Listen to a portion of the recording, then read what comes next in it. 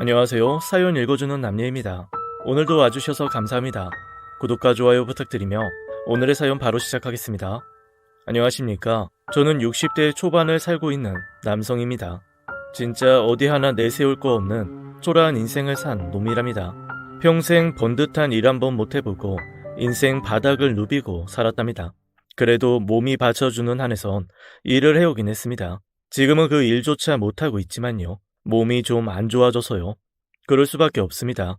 남들 다 가는 대학도 못 나왔던 터라 제대로 된 일을 못했던 거죠. 평생을 그리 살았답니다. 당연히 버는 것도 초라했지요. 그래도 큰 문제는 없었어요. 남자 혼자 사는데 특별히 큰 돈이 들 것도 아니니까요. 딸놈이 하나 있었는데 좋은 짝 만나 시집을 가고 나니 더 그렇더군요. 사위도 그렇고 사돈 어르신들도 좋으신 분이라 제가 이제 딸 걱정할 일은 없어졌답니다. 저만 남은 여생 그럭저럭 꾸려나가면 되는 인생이지요. 저는 다 좋습니다. 근데 주변 사람들은 안 그런가 보더라고요. 대체로 남자 혼자 산다면 주변에서 걱정이 많지요. 예전에 저와 함께 일했던 식당 사장님이 대표적인 분이셨어요. 저만 보면 항상 입버릇처럼 잘 챙겨 먹고 다니라고 그러시던 분이었지요. 참 고마운 사람이었습니다. 저처럼 어눌하고 별 쓸모도 없는 사람을 월급까지 줘가며 거두어 주었으니 말입니다. 그것도 모자라 퇴근할 때면 자기 차로 절 집까지 데려다 주기까지 하셨습니다. 사장님 말로는 자기 집이 근처라 태워다 주시는 거라는데 그게 쉬운 일은 아니지 않습니까? 제가 인복은 있는 모양입니다. 식당 사장님도 그렇지만 저희 집에서 밥을 해주시던 이모님도 빼놓을 수 없습니다. 제가 그나마 인간꼴을 하고 사는데 가장 큰 도움을 주신 분이시랍니다. 버는 돈도 얼마 안 되면서 어떻게 가사 도우미를 썼냐고 궁금해 하실 수도 있겠네요. 제가 복이 많은 거죠. 2년일지도 모르고요. 그것도 예사 2년이 아닌 것만은 분명합니다. 이모님은 저희 집에서 엄청 오래 사셨어요. 대충 헤아려 봐도 10년은 훌쩍 넘었을 겁니다. 저희 딸이 중학생일 때부터 저희랑 함께 사셨거든요. 너무 오래전 일이라 사실 기억도 잘 안 나요. 어느 순간부터 저희와 함께 하고 계셨던 게 제가 기억하는 전부이거든요. 제 기억력이 고작 그 모양입니다. 왜 함께 살았는지, 무슨 이유로 그랬는지도 모르는 정도거든요. 아무려면 어떻습니까? 덕분에 제가 딸을 잘 키울 수 있었단 게 중요한 거지요. 아무리 정성을 들여도 딸이 여자아이였으니 남자가 모르는 일들이 많지 않습니까? 여자아이라면 피할 수 없는 초경처럼 아빠인 제가 어떻게 도울 수도 없는 부분들을 다 처리해 주셨죠. 진짜 고마운 사람입니다. 그래서 제가 얼마 안 되는 돈이지만 버는 돈 전부를 이모님께 드렸답니다. 그나마도 그리 긴 세월도 아니었습니다. 아무튼 그러면 이모님이 그 돈으로 알아서 살림도 꾸려가 주시고 저축도 하고 그래 주셨어요. 제가 사정이 있어 그런 일을 할 수가 없었던 탓이었지요. 아내가 있었다면 당연히 아내가 해야 할 일이었지만 전 아내가 없습니다. 원래는 있었지요. 근데 어느 날 집을 나가버렸답니다. 저같이 못난 사람이랑 사는 걸 못 견뎌 한 거겠죠. 때로는 그게 야속하기도 했고 안타깝기도 했지만 제가 아내였대도 그랬을 겁니다. 진짜 못난 사람이었거든요, 제가. 처음부터 그러지는 않았어요. 고등학교를 졸업하고 친구들이 대학을 간다고 했을 때 저는 일말의 망설임도 없이 사회에 뛰어들었어요. 창피한 말이지만 제가 뒤에서 1, 2등을 하는 놈이었답니다. 머리도 나빴고 공부에 흥미도 없었으니 대학은 생각도 안 했어요. 그런 놈이 억지로 대학에 간다 한들 돈만 낭비하는 일 아니겠습니까? 힘들게 사시는 부모님한테 부담을 드리고 싶지도 않았고요. 그래서 바로 일자리를 찾았습니다. 처음엔 아시는 분 소개로 시장에서 짐을 날랐어요. 동대문 시장에서도 일하고 남대문 시장에서도 일을 했어요. 몸은 고되지만 제가 몸을 놀리는 만큼 돈이 들어오니 그 재미가 만만치 않았습니다. 또래 친구들은 부모님에게 용돈을 받고 살았지만 전 오히려 돈을 벌었으니 왠지 모를 자부심 같은 것도 느껴졌고요. 진짜 열심히 일했어요. 워낙 어리고 튼튼했으니 탈이 날 이유도 없었죠. 그렇게 한 4년 일하고 나니 통장 잔고가 엄청 불었더라고요. 그러니 욕심이 나대요. 일한 만큼 돈을 버는 일이 나쁘지 않았지만 그래도 좀 더 나은 일을 하고 싶었습니다. 아무래도 시장에서 일을 하다 보니 어딘가 돈이 되는지를 모를 수가 없었어요. 저도 눈이 있으니 이것저것 본 것도 많았고요. 그래서 무리를 해서 식당을 차렸습니다. 시장 상인들을 대상으로 하는 식당들이 나름 쏠쏠하거든요. 제육이나 뚝불 같은 걸 주로 파는 식당이었어요. 상인들이 뚝딱 먹어치울 수 있는 음식들이 메인 메뉴였습니다. 상인들에겐 시간이 돈이니까요. 그것 말고도 상인들이 원하는 거라면 다 만드는 식당이었답니다. 배달 일을 하면서 안면을 익혔던 식당에 주방 이모 한 분을 데려와서 장사를 시작했어요. 이모 손맛이 좋아서 그런지는 모르겠는데 찾아주시는 분들이 많았답니다. 제가 배달 일을 할 때 벌었던 것보다 몇 갑절 더 많은 돈을 벌 수 있었어요. 세상 거칠 것이 없던 시절이었어요. 평생 고생만 하시던 부모님도 적당히 모실 수 있었고 3살 아래 동생의 대학 등록금도 제가 대줬답니다. 장남구실 톡톡히 한 거죠. 물론 그만큼 힘들기는 했어요. 누구보다 부지런한 게 시장 사람들 일합니다. 하루 24시간 내내 쉬지 않는 사람들이거든요. 일반인들 대상으로 하는 소매상들은 그나마 아침부터 저녁까지 일한다지만 상인들을 대상으로 하는 도매상들은 저녁 나절부터 새벽까지 일을 합니다. 말씀드렸다시피 저희 식당이 상인들을 주 타켓으로 삼고 있었습니다. 도매상과 소매상이 다 저희 고객이었죠. 그러다 보니 거의 쉬는 시간이 없다시피 하면서 영업을 했어요. 혼자서는 감당이 안 되는 일이란 뜻입니다. 아무리 돈이 좋아도 잠도 안 자고 일을 할 수는 없으니까요. 그래서 저녁 시간에 근무할 사람을 따로, 낮 시간에 근무할 사람을 따로 두고 일을 했어요. 종업원은 그렇게 돌리지만 사장인 저는 그럴 수가 없잖아요. 제가 장사를 하면서 알게 된 건데 아무리 종업원이 착실하다 해도 가게 사장이 자리를 비우면 매출이 줄어들 수밖에 없더군요. 종업원들이 게을러서 그런 게 아닙니다. 그게 자영업의 불문율 같은 거거든요. 그래서 정말 하루 20시간 가까이 가게에 매여 있는 날들이 적지 않았어요. 제가 아무리 젊고 튼튼해도 인간인 이상 한계가 있는 거죠. 초반엔 그래도 버틸 수 있었지만 한 몇 년 지나니 도저히 그럴 수가 없었습니다. 돈 버는 재미에 내 몸 아까운 줄 모르고 살다 보니 어느 순간 허무하다 싶어지대요. 아직 30도 안 된 놈이 벌써부터 그러는 게 이상한 일이었지만 제가 나이만 어렸지 그간 겪어온 건 40, 50대와 크게 다르지도 않았으니까요. 지칠 때가 됐다는 말입니다. 그래서 찾은 게 술이었어요. 초반에는 너무 힘들어서 가게 구석에서 한두 잔씩 홀짝이던 수준이었는데 나중에는 그걸로는 성이 안 차더군요. 그래서 조금이라도 한적한 시간에 근처 술집에 찾아 한두 병씩 먹었답니다. 그걸로 창업 공신인 순영 이모한테 잔소리 꽤나 들었지만 결국 사장은 저 아닙니까?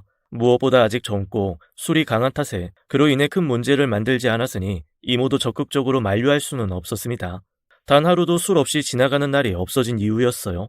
요새 같으면 그런 사람을 알코올 중독자라고 하겠지만 그 시절엔 알코올 중독에 대한 경각심이 그리 많지 않을 때였습니다. 우리나라 사람들이 술에 관대한 이유도 있겠지만 제가 하는 일이 워낙 힘들다 보니 술을 먹어도 그러려니 해준 탓도 많았고요. 힘들게 농사를 지으시던 분들이 소주 대병째로 마시고 일하는 게 당연하다고 여기던 게 우리 아니었습니까? 그래서 잦은 음주에도 불구하고 별탈 없이 살아갈 수 있었던 거지요. 그래도 술에는 장사가 없죠. 점점 몸이 안 좋아지는 것을 느끼면서 스스로 술을 줄여야겠다고 생각했지만 그게 어디 제 마음대로 되겠습니까? 그게 되면 세상에 알코올 중독자가 그리 많을 이유도 없지요. 저도 그럴 뻔했는데 다행히 천운이 따랐습니다. 바로 아내를 만난 거였죠. 아내는 저희가 배달을 나가던 한 가게에서 일을 하고 있었답니다. 제가 음식 그릇을 수거하기 위해 들른 가게에서 아내를 보고 첫눈에 반하고 말았죠. 30이 다 되어갈 나이였음에도 연애 한번 못해본 저였습니다. 못했다기보다는 그럴 기회가 없었죠. 자는 시간도 아껴가며 일에만 매달렸으니 여자를 만날 기회 자체가 없었죠. 그러다 아내를 본 거였습니다. 진짜 이 여자다 싶더군요. 그래서 풀방 구리에 쥐 드나들듯 아내가 일하는 곳을 찾았답니다. 바보가 아닌 이상 제가 왜 그러는지 모를 리가 없죠. 처음엔 큰 관심을 보이지 않던 아내가 제가 지극정성으로 매달리자 조금씩 저한테 마음을 열어주었답니다. 그래도 결혼할 마음까지는 없었을 겁니다. 그런 아내가 저와의 결혼을 받아들이기로 한 게 아이러니하게도 술 때문이었습니다. 시장이라는 곳이 생각보다 좁거든요. 땡땡 식당 젊은 사장이 매일 술을 2~3병씩 마신다는 이야기를 모르는 사람이 없을 정도죠. 아내도 당연히 그 사실을 알았고요. 그래서 그런 말을 한 거였어요. 상진 씨가 열심히 일하는 건 알아요. 좋은 사람인 것도 알고요. 근데 아내가 가장 망설여지는 게 바로 저의 술이라고 그러지 않겠습니까? 제가 술 마시고 특별한 사고를 저지르지는 않았지만 그래도 언젠가는 실수를 할 게 뻔한데 그런 남자에게 인생을 맡길 수는 없다는 거였어요. 아내의 말이 맞지요. 평생을 믿고 가야 할 사람이 하루도 거르지 않고 술을 먹는다면 어떻게 그 사람을 신뢰할 수 있겠습니까? 그럼 제가 술을 끊겠습니다. 그럼 제 맘 받아주실 거예요?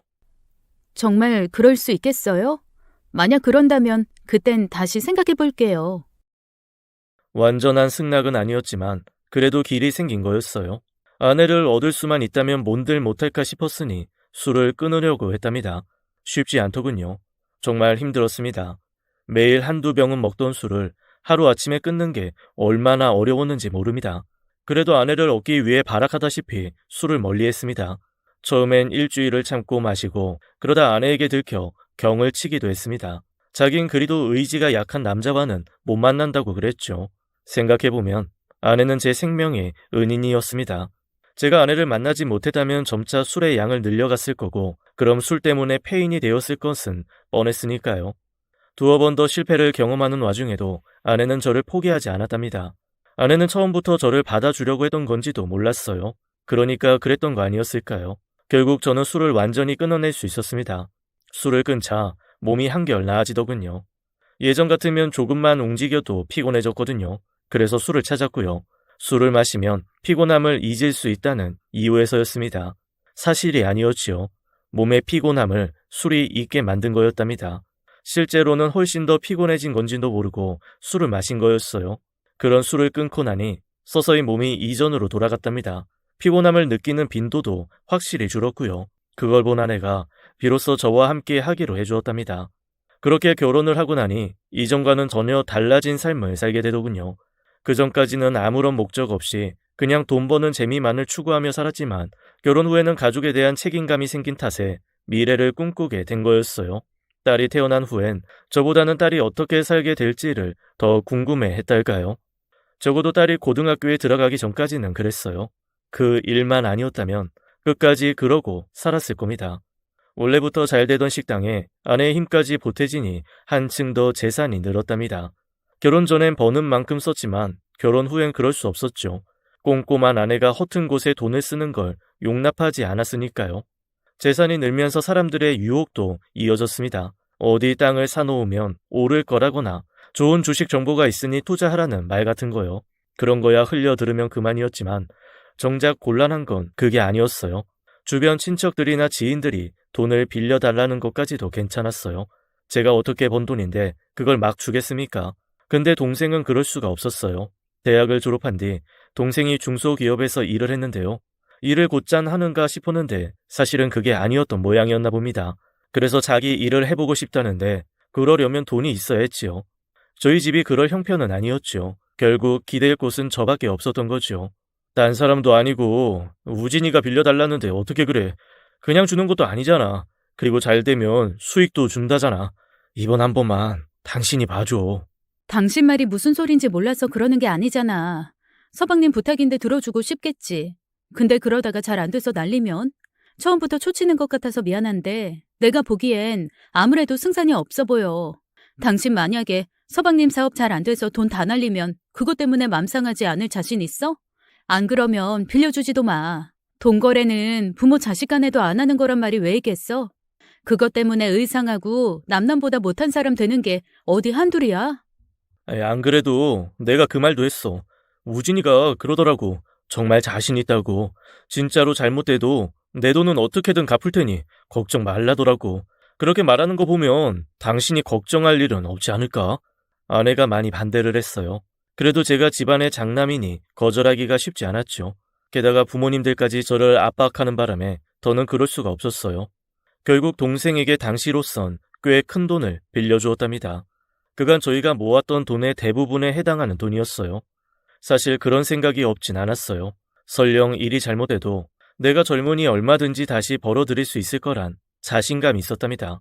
그리고 동생도 제 돈을 떼어 먹을 나이도 아니었고요. 동생 말대로 잘 되기라도 하면 투자 금액이 훌쩍 불어날 수도 있었고요.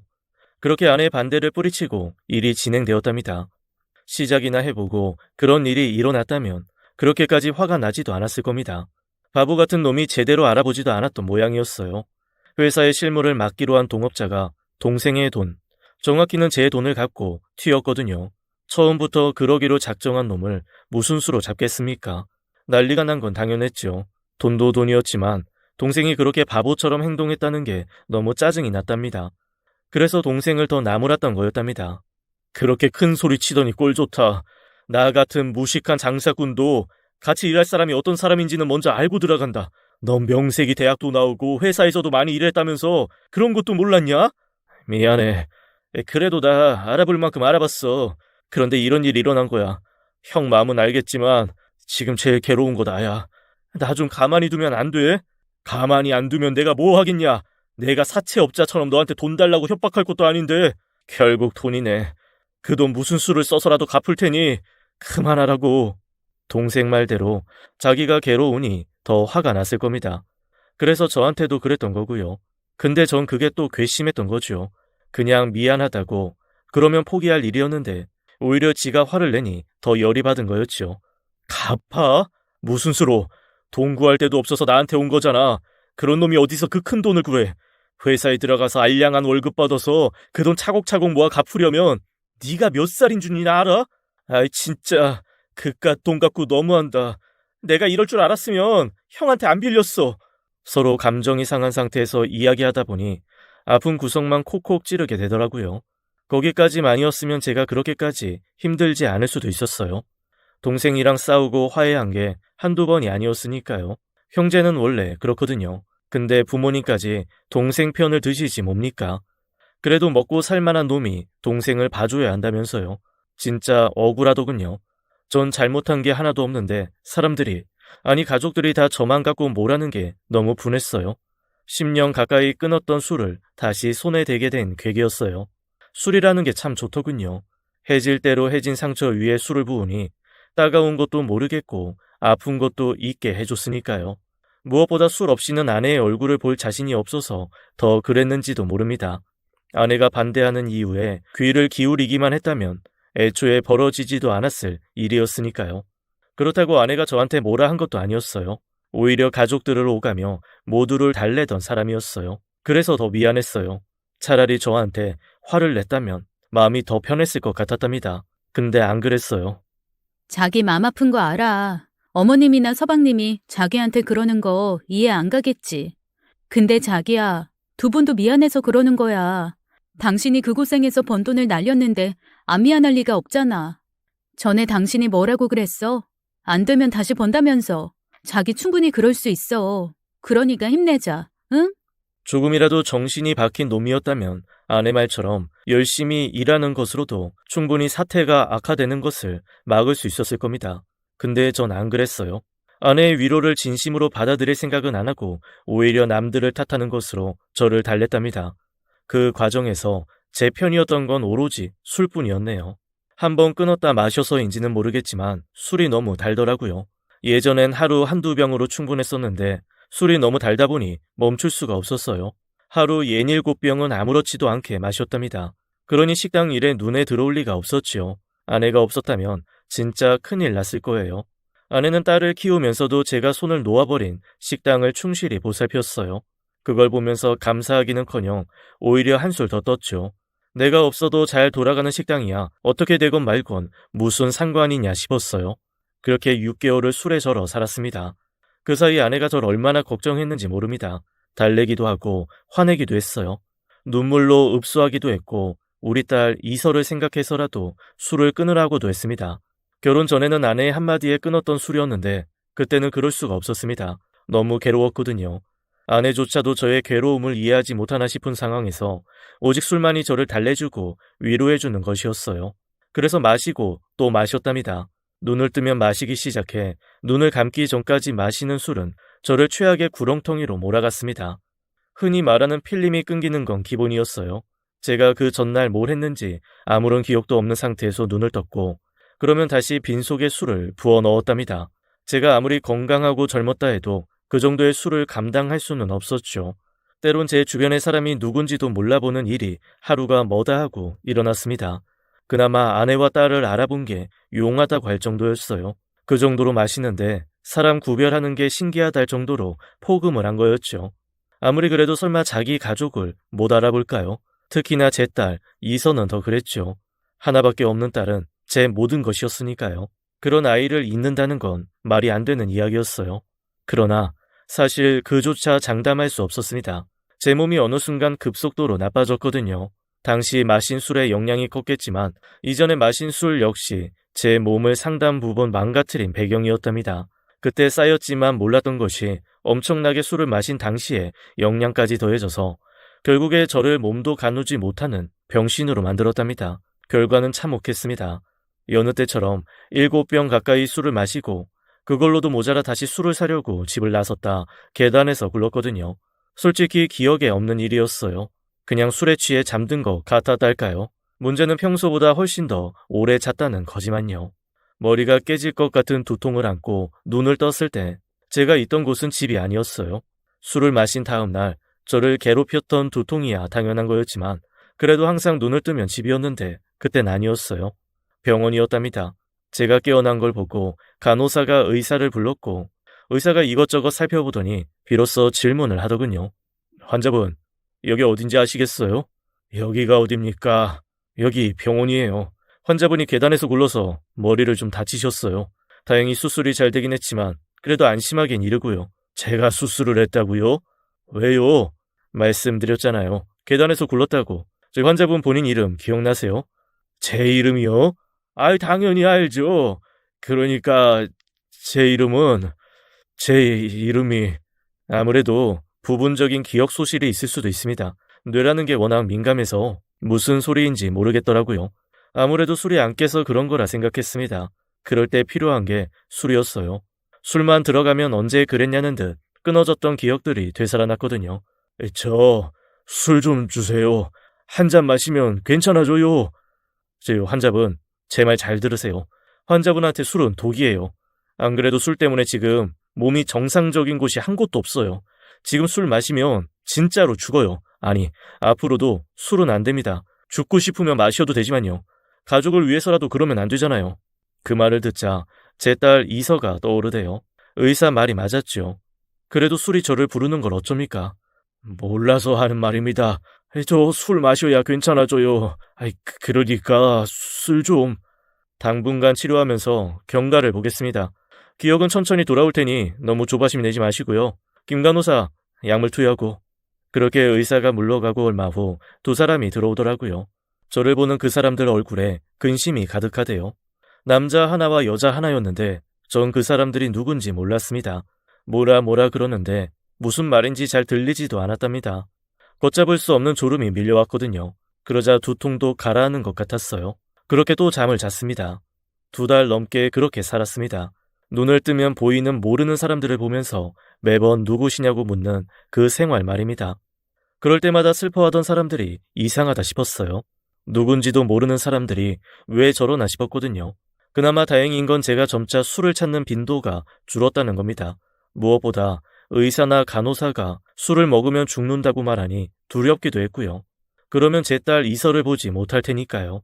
2달이 조금 더 지나서 전 그토록 그립던 집으로 돌아갈 수 있었습니다. 이서를 보고 얼마나 반가웠는지 모릅니다. 우리 이서, 아빠 보고 싶었지? 아빠도 그랬어. 엄마는? 이서의 표정에 난감함이 서리더군요. 엄마는 아빠 진짜 생각 안 나? 미안. 아빠가 넘어지면서 기억이 약간 사라졌대. 의사 선생님이 천천히 기억이 돌아올 거래. 엄마 그때 성남 외할머니 만난다고 나갔잖아. 아빠 말 맞지? 이서의 얼굴에 크게 낙담하는 표정이 떠올랐답니다. 아빠가 제대로 기억 못한다는 사실을 확인한 때문이었겠지요. 적어도 전 그렇게 생각했습니다. 사실은 그게 아니었는데 말입니다. 응, 맞아. 그러면서 이서의 시선이 가 있는 곳에 한 사람이 서 있었답니다. 제가 잘 모르는 사람이었어요. 저분은 누구시냐? 저분은 안녕하세요. 전 오늘부터 이 집 일을 도울 윤장미라고 합니다. 이 집 사모님이 안 계시다고 해서 사장님 부모님이 보낸 사람이에요. 아내가 없다고요? 저희 집사람 장모님 만난다고 나갔는데 금방 올 텐데. 저야 사정을 모르죠. 아무튼 사장님 부모님 부탁으로 온 사람입니다. 잘 부탁드려요. 너무나도 달라진 상황에 어리둥절했답니다. 그러나 그보다는 제가 낫는 게 먼저였으니 신세를 지기로 했답니다. 그때 저는 사실 생각하는 것조차 버거운 형편이었어요. 낙상사고로 인해 몸 안의 뼈 여기저기가 부러진 것은 물론이고 무엇보다 머리를 심각하게 다쳐서 위태로운 상황에서 회복 중이었으니까요. 아내의 부재를 노여워할 처지가 아니었다는 뜻이었죠. 도움이, 그러니까 이모님이 참 많이 도와주셨어요. 매끼 저희 식사를 차리는 것은 물론이고 제 재활을 위한 운동도 많이 도와주셨고요. 딱 1년 걸렸습니다. 제가 다시 일을 할 수 있는 몸이 되기까지 말입니다. 그러니까 제가 다치기 전에는 식당을 운영했다는 말씀이시죠? 네, 그러셨어요. 근데 사장님이 그렇게 되고 나서는 식당 할 사람이 없어서 다른 분한테 넘기셨다고 들었어요. 그렇군요. 이제 몸도 어지간하니 다시 일을 해야죠. 우리 이서 공부도 가르쳐야 하고 시집 갈 때 챙겨줘야 할 돈도 있어야 하니까요. 그러셔야죠. 근데 아직은 몸이 완전치 않다던데요. 지난번에 의사 선생님이 그리 말씀하셨다고 들었어요. 그렇긴 해도 일을 해야 하는데 이런 저를 받아줄 때가 없겠죠? 제가 잘 아는 분이 있는데 부탁 한번 해볼까요? 괜찮으시다면요. 그래 주시면 너무 감사하겠습니다. 그렇게 구한 자리가 바로 고깃집이었어요. 사장님이란 사람이 참 점잖았습니다. 제 몸이 약간 불편하다는 걸 알면서도 개의치 않더군요. 그게 어려울 건 없을 겁니다. 몸에 익으면 더 수월할 거고요. 네, 알겠습니다. 저를 채용해 주셔서 감사합니다. 열심히 하겠습니다. 그때부터 일을 하기 시작했습니다. 집에 있을 때보다 훨씬 마음이 편하더군요. 하긴 제가 다치기 전까지 참 열심히 일하던 사람이었다더군요. 어렴풋이 기억이 나는가도 싶었는데 거기까지였습니다. 머릿속에 꼭 안개가 낀 것 같았어요. 억지로 생각을 떠올리려고 해도 떠올리지 않는 경험이 반복되자 더 이상 생각하기를 멈추게 되대요. 부질없는 짓이라는 걸 알았으니까요. 때때로 아내를 떠올리는 일도 그랬습니다. 아니, 오히려 더 힘들었어요. 분명히 제게 아내가 있었다는 건 기억이 났지만 그 사람의 얼굴도 심지어 이름조차도 떠오르질 않았으니까요. 혹시나 기억이 날까 해서 이서에게 앨범을 보여달라고까지 했습니다. 아빠, 기억 안 나? 예전에 우리 집 한번 불나서 앨범이 다 탔던 거. 그런 적이 있었나? 아이고, 미안. 아빠가 솔직히 기억이 잘 안 나. 미안하다고는 했지만 사실이 아니었습니다. 미안하다기보다는 무서웠어요. 제가 기억을 잃는 게 무서운 게 아니라 갈수록 제가 어눌해지고 있었다는 게 더 두려운 일이었어요. 이서나 이모, 가게 사장님이야 저를 워낙 배려해주는 사람들이었으니 큰 티를 안 냈지만 다른 사람들은 저를 대할 때면 노골적으로 불편한 기색을 드러냈답니다. 제가 다른 사람들과는 많이 달랐기 때문입니다. 말도 어눌하고 행동하는 것도 흐느적거리는 것은 물론이고 때론 소변을 참지 못해 바지에 실내하는 일까지 있었답니다. 그게 다 사고 후유증이라고 그러는데 어쩔 수 없다는 걸 알지만 너무 창피했어요. 그럴수록 더 움츠리게 되었지만 사장님과 이모님 그리고 이서가 있어 버틸 수 있었답니다. 그래서 더 열심히 일했답니다. 월급을 받아야 우리 이서를 챙길 수 있으니까요. 근데 제가 월급을 받아서 어떻게 해야 하는 건지 모르겠대요. 다행히 그 부분은 이모가 처리해 주었습니다. 제가 이서 아빠 일 도와드려도 될까요?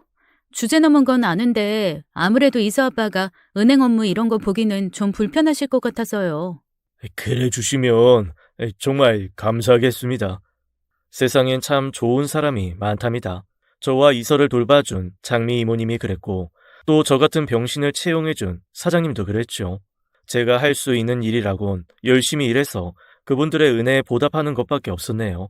근데 그게 쉽지 않았습니다. 사고 후유증이라는 게 참 무섭대요.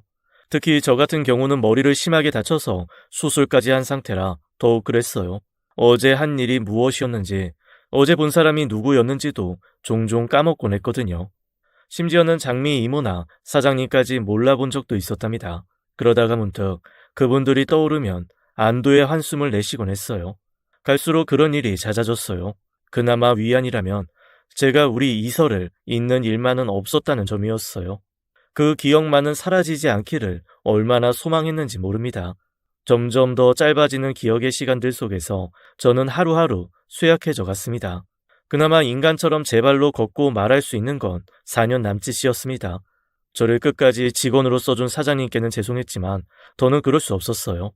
제가 순간순간 기억이 사라진다고 해도 주변 사람들의 따가운 눈총이 있었단 건 수시로 떠올랐던 때문이었지요. 그래서 결국 가게를 그만둘 수밖에 없었어요. 그때 사장님이 참 안타까워하셨어요. 말씀드렸다시피 진짜 좋은 분이었어요. 제가 가게를 그만두고 나서도 종종 저희 집에 찾아와 이런저런 것들을 챙겨주셨거든요. 세상에 그런 사람이 또 있을까 싶었습니다. 그리고 가장 고마운 건 장미 이모였습니다. 알고 보니 이모님이 사장님의 형수분이시더군요. 전 그런 줄도 몰랐습니다. 도대체 저랑 무슨 인연이 있었길래 저리도 잘해주셨을까요? 죽을 때까지 그 두 분에게 감사하는 마음을 잊지 말자고 생각했습니다. 그럴 수밖에 없었어요. 가끔은 이서를 보면서도 멍해질 때가 있었으니까요. 암담했습니다. 제가 인간이라고 말하기조차 민망해진 그런 사람이었지만 그래도 가족에 대한 기억만은 붙잡고 살아야 했는데 그조차도 장담할 수 없는 지경에까지 내몰렸기 때문입니다. 그럴 때마다 이모님이 저를 많이 달래주셨어요. 이서 아빠 탓이 아니에요. 사고라는 건 누구에게나 일어날 수 있는 거잖아요. 공장 기계에 팔이 잘려나간 사람이 자기 탓을 할 이유는 없지 않나요? 이서 아빠도 마찬가지예요. 실수로 발을 헛디뎌서 그렇게 된 걸 왜 자기 탓으로 돌려요? 맘 편하게 가지고 지내다 보면 좋아질 거예요. 전 그리 믿어요. 언제나 그랬답니다. 덕분에 제가 이 나이까지 살아있는 거라고 생각했어요. 미리부터 포기하고 제 삶을 포기했다면 제 딸의 결혼식을 보지도 못했을 거고요. 아빠가 그렇게 됐음에도 우리 이서는 예쁘고 착하게 자라주었답니다. 대학도 졸업하고 취직도 하는가 싶더니 어느 날 문득 결혼을 하겠다더군요. 제 몸이 이러니 사이를 만나러 가지도 못했어요. 혹시라도 이런 저 때문에 우리 이서가 구박 덩어리 신세가 되는 건 아닌가 걱정했지만 그건 아니었어요. 장미 이모가 이서의 보호자 자격으로 그 번거롭다는 결혼 준비를 해준 덕분이었지요. 이서에게도 제게도 그보다 더 큰 축복은 없었답니다. 이야기를 들으니 이서의 시댁 어르신들도 제 상태를 알았지만 오히려 걱정을 해주셨다 할 정도로 좋으신 분들이었고요. 그나마 걱정이 있었다면 제가 이서의 결혼식에 참여할 수 있을까 하는 점이었어요. 이서가 결혼을 할 즈음엔 제가 휠체어 없이는 거동하기가 거의 불가능해졌을 정도였답니다. 솔직한 마음으로는 제가 결혼식에 참석하지 않아야 한다고까지 생각했어요. 근데 이서가 그건 절대 안 된다더군요. 자기는 무슨 일이 있어도 아빠랑 손잡고 간다면서요. 내 꿈이 아빠 손잡고 결혼식장 들어가는 거야. 그건 해줘야지. 그래도 아예 아빠가 이런데 이런 아빠 창피하지 않아? 왜 창피해? 이런 몸으로 날 이만큼 키워준 게 대단한 거지. 그러니까 안 가겠다는 말은 두 번 다시 하지 마. 미안하면서도 뿌듯했습니다. 누구보다 더 딸의 결혼식에 참석해서 축하를 해주고 싶었던 사람이 저였으니까요. 그래서 더 노력했습니다. 딸의 결혼식 날만큼은 어느 때보다 더 맑은 정신을 오래도록 유지하려고 안간힘을 썼습니다. 그게 제 뜻대로 되는 게 아니란 걸 알지만 그래도 할 수 있는 모든 노력을 다했습니다. 오죽하면 종교도 없는 제가 하늘에 빌기까지 했을까요? 하느님 부처님, 저희 이서 결혼식 날만 멀쩡하게 해주시면 남은 생이 얼마가 됐건 관계없이 이 바보 멍청이로 살아도 됩니다. 아니, 죽어도 괜찮습니다. 그러니 그날만큼은 제가 저일 수 있도록 해주십시오. 진심으로 소망합니다. 진심이었습니다. 너덜너덜해진 몸이 언제 바스라지더라도 미련은 없었으니까요.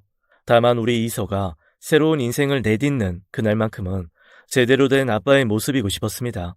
그렇게 결혼식 당일이 되었습니다. 자는둥 마는둥하며 밤을 지새다시피 했습니다. 설렜나 봅니다. 어린 시절 소풍 전날의 아이처럼요. 아침 일찍부터 신부 화장을 해야 했던 이서는 장미 이모님과 함께 미용실로 나섰기에 저는 자원봉사자의 도움을 받아 식장으로 향했습니다. 신기한 건 제가 그 어느 때보다 머리가 맑았다는 겁니다. 60년이 넘는 세월을 살았지만 그렇게 명료한 정신이었던 날이 없었다 느낄 정도였지요. 제 간절함에 하늘도 기회를 주신 거라고 생각했어요. 근데 하늘은 그보다 훨씬 더 많은 걸 주셨더군요. 식장에 도착하니 어느덧 본식이 코앞이었습니다. 신부 입장을 기다리며 이서의 손을 잡았습니다. 아빠가 진짜 미안하다. 우리 딸 제대로 안아주지도 못하고 남들 다 가는 놀이공원에도 한 번 못 데려가주고 아빠가 너무 미안하다. 이제부터라도 행복하게 살려무나 예쁜 애도 낳고 행복한 날들만 있기를 아빠가 진심으로 기도할게. 이제 아빠 생각 따위는 말고 알았지? 괜찮아. 난 아빠가 이렇게 내 옆에 있어준 것만으로도 너무 감사하고 행복했어. 아빠 아프지 마. 그래서 손자도 보고 손녀도 봐줘. 그래줄 수 있지? 그래, 그럴게. 꼭 그럴게. 아이, 울지 마. 화장 지어주면 안 되잖아. 오늘 우리 딸 진짜 예쁘다. 세상에서 제일 예쁘다. 우리 부녀의 대화는 거기에서 끝났습니다. 사회자가 신부 입장을 외쳤기 때문이었어요. 남들처럼 딸 옆에 서서 손을 잡고 걸어갈 수는 없었습니다. 대신 이서가 제 휠체어를 밀고 갔답니다. 하객들의 박수 소리가 끊이질 않대요. 모두들 진심으로 우리 이서의 행복을 빌어주는 거였어요. 딸에게 울지 말라고 한 게 불과 몇 분 전이었는데 그새 그 기억이 사라진 거였을까요? 하염없이 눈물이 나더군요. 앞이 보이지 않을 정도였어요. 괜찮았습니다. 슬퍼서 우는 게 아니었으니까요. 너무 행복했습니다. 그래서 울었어요. 눈물이 앞을 가려 뿌연 시어 속으로 손 하나가 오더군요. 사위의 손이었습니다. 그 손 위로 딸의 손을 포개 주었어요. 이젠 진짜 제가 할 일은 모두 끝났다는 뜻이었습니다. 그리고 나서 혼주석으로 들어서는 순간 제 눈을 의심해야 할 일이 생기고 말았습니다. 제가 사고를 당한과 동시에 사라졌던 아내가 혼주석에 고운 한복을 입고 앉아 있었거든요. 믿기지 않아 고개를 흔들었어요. 제가 또 헛것을 보나 했거든요. 아니었어요. 아무리 고개를 흔들어도 아내의 모습은 지워지지 않았답니다. 여보, 아이 당신이 어떻게... 제가 놀란 건 아무것도 아니었습니다. 제가 아내를 부르는 소리에 아내의 눈이 더할 수 없이 커졌거든요. 아내 뒷자리에 앉아있던 팔순의 노모와 사고 이후 처음 보는 동생도 역시 그랬습니다. 여보, 지금 날 알아본 거야? 그래? 형, 나 누군지 알아보겠어? 나야 우진이. 나 알아보겠어? 적막하던 식장에 울려 퍼진 아내와 동생의 말에 이서까지도 고개를 돌려야 했습니다. 갑작스레 등장한 아내와 동생의 출연에 제가 놀란 것은 아무것도 아니었어요. 사위 옆에 있어야 할 이서까지도 저와 아내 옆에 섰으니까요. 아빠가 엄마를 알아본다고? 엄마를 알아본다고? 모두들 믿기지 않는 듯한 표정이더군요. 왜 그런지 모르겠대요. 제가 아내와 동생을 알아보는 건 당연한 일이지 않습니까? 근데 왜 그러는 건지 모르겠더군요. 제가 의아한 표정을 짓자 다들 울음바다가 되었습니다. 이서까지도 그랬고요. 갑작스레 일어난 돌발 사태에 다들 무슨 영문인지 몰라 했습니다만 그래도 결혼식은 이어져야 했습니다. 야, 하객 여러분, 정말 감동적인 장면이죠. 딸을 보내는 게 저리 슬픈 일이라는 걸 신부 부모님이 단적으로 증명하고 계시네요. 아무래도 전 딸 낳는 걸 심각하게 고민해야 할 것 같습니다. 모든 사람들 앞에서 저리 우는 건 좀 그래서요. 아유, 신부 그만 울고 빨리 신랑 곁으로 오세요. 지금 신랑 외로워서 죽으려고 하니까. 사회자의 재치 덕분에 식장은 한바탕 웃음소리와 함께 원래 모습을 찾았습니다. 단지 저희 가족들만이 여전히 울고 있었답니다. 예식에 방해가 될 걸 아니 소리를 내지 않았지만 노모와 아내, 동생이 흘리는 눈물을 보면서 금세 알 수 있었습니다. 지금 그들이 얼마나 소리내서 울고 싶은지요. 30여 분 남짓 되는 결혼식 내내 울음을 감추지 못한 우리 때문에 가족 사진 찍는 것도 쉽지 않았답니다. 그래도 여차저차 식을 마칠 수는 있었답니다. 정확히 말하면 식만 마친 거였어요. 이서가 그날 떠나기로 한 신혼여행을 하루 미뤘거든요. 그나마 다행인 건 시국이 시국인지라 제주도로 신혼여행을 잡았다는 거였죠. 해외로 가는 거였다면 그럴 수도 없었을 겁니다. 다행히 시댁에서 이해를 해주셨어요. 그만큼 큰 의미를 지닌 일이었답니다. 제가 아내와 동생을 만난 일 말입니다. 당신 진짜... 어떻게 된 거야? 어떻게 당신이 여기에 있어? 우진이 너도 그렇고 나 다치고 나서 둘 다 사라졌었잖아. 나 당신이 내가 그렇게 돼서 떠난 줄 알았어. 우진이 놈은 나랑 절연한 줄 알았고. 아니야, 그런 거 아니야. 내가 당신을 두고 어딜 가겠어. 그게 무슨 소리야. 당신 없었잖아. 그치, 이서야? 아니야, 아빠. 엄마 말이 맞아. 엄마는 늘 우리랑 함께 있었어. 아빠만 몰랐던 거고. 도무지 무슨 소리를 하는 건지 알 수가 없었답니다. 아내가 우리 곁에 없었다는 걸 누구보다 잘 아는 이서까지도 이상한 말을 하더군요. 미안해요. 의사가 그러대요. 억지로 기억을 떠올리게 하는 게 안 좋을 수도 있다고. 그래서 그랬어요. 언젠간 당신이 우리를 기억하면 될 거라고 생각했는데. 도대체 무슨 소리를 하는 건지 모르겠어. 형 알코올성 치매도 있고 기억상실도 있었어. 계단에서 구르면서 머리를 다쳐서 기억을 관장하는 뇌 부분에 손상이 컸어. 자칫 죽을 뻔도 했고, 그래서 의사가 더 조심하는 게 좋다고 해서 그랬어. 잘 모르겠다. 그러니까 당신이랑 우진이를 내가 못 알아봤다는 말이야. 응, 당신이 나 못 알아보더라. 매일 당신 옆에서 웃고 얘기했는데도. 매일 있었다고? 아니, 내 옆에 당신이? 당신이 날 이모라고 부른 거 기억 안 나? 이모? 아니, 내가 왜 당신을 이모라고 불러? 당신은 내 아내인데. 아무 기억도 나질 않았어요. 하루가 지나면 모든 기억이 사라지는 저였으니 그럴 수도 있겠지만 그래도 아내의 말은 도무지 무슨 말인지 몰랐답니다. 엄마, 삼촌, 할머니, 우리 이야기는 나중에. 오늘은 우리 오랜만에 온 식구가 모였으니 행복한 이야기만 하자. 맛있는 것도 먹고 재밌는 일도 하고, 응?